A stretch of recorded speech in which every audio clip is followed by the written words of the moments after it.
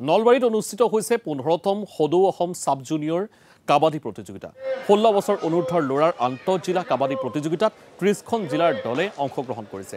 ১ নৱেম্বৰৰ পৰা নলবাৰীৰ বৰ আজাৰা চানকুচি সাংস্কৃতিক প্ৰকল্পৰ উদ্যোগত তথা অসম কাবাডী সন্থাৰ তত্বাৱধানত এই প্ৰতিযোগিতা অনুষ্ঠিত হৈছে।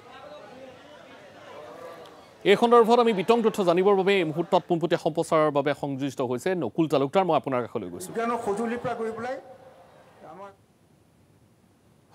হয়, নলবাৰীৰ বৰ আজাৰা যি সাংস্কৃতিক প্ৰকল্প, এই সাংস্কৃতিক প্ৰকল্পতে অনুষ্ঠিত হৈছে অসম কাবাডী প্ৰতিযোগিতা। আৰু এই মুহূৰ্তত মই দেখুৱাব বিচাৰিছোঁ সেই দৃশ্য। ইতিমধ্যে DK আৰু শিলচৰ এই দুটাকৈ দলে খেলত অংশগ্ৰহণ কৰিছে।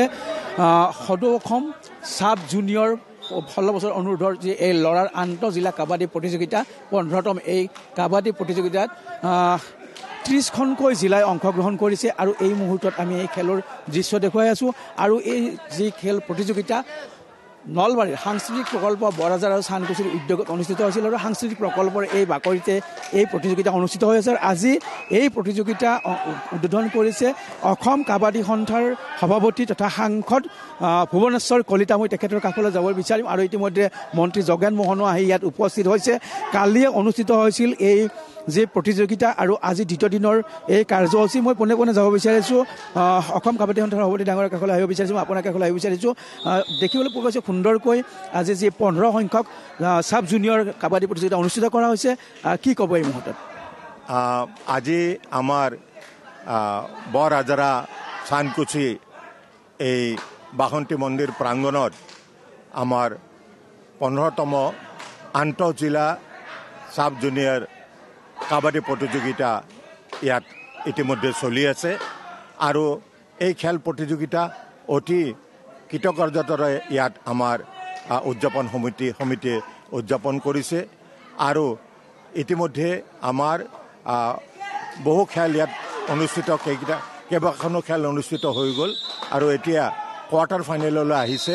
আৰু ইয়াৰ পিছত ছেমি ফাইনেল আৰু ফাইনেল আছে। আৰু খুব উন্নত মানৰ খেল আজি ইয়াত প্ৰদৰ্শন হৈছে। আৰু বিশেষকৈ খেলুৱৈসকলে উন্নত মানৰ খেল প্ৰদৰ্শন কৰিবৰ কাৰণে সক্ষম হৈছে। আৰু তাৰ কাৰণটো হ'ল যে আয়োজক সমিতি আৰু কাবাডী সন্থাই, সদৌ অসম কাবাডী সন্থাই অতি কৃতকাৰ্যতাৰে এই খেলসমূহ অনুষ্ঠিত কৰিবৰ কাৰণে ইয়াক আগুৱাই লৈ গৈছে। আৰু মই ভাবোঁ আমাৰ এই খেল প্ৰতিযোগিতাৰ পৰা, আন্তঃজিলা খেল প্ৰতিযোগিতাৰ পৰা আমাৰ উন্নত মানৰ খেল প্ৰদৰ্শন কৰিবৰ কাৰণে আমাৰ খেলুৱৈসকল আগবাঢ়ি আহিছে আৰু আগবাঢ়ি যাব পাৰিব। আজি আন্তঃজিলা পৰ্যায়ত, ৰাজ্যিক পৰ্যায়ত আৰু সময়ত ৰাষ্ট্ৰীয় পৰ্যায়তো এখেতসকলে খেলিবৰ কাৰণে সুযোগ পাব, যিসকলে ভাল খেল প্ৰদৰ্শন কৰিব। মই মন্ত্ৰী মহোদয় আছে যোগেন মোহন ডাঙৰীয়া, মই আপোনাৰ কাষলৈ আহিব বিচাৰিছোঁ। এক সুন্দৰ সাংস্কৃতিক যি প্ৰকল্প, এই সাংস্কৃতিক প্ৰকল্পত এক সুন্দৰ ক্ৰিয়া। হয়, ধন্যবাদ জনাইছোঁ নকুল তালুকদাৰ এই মুহূৰ্তত।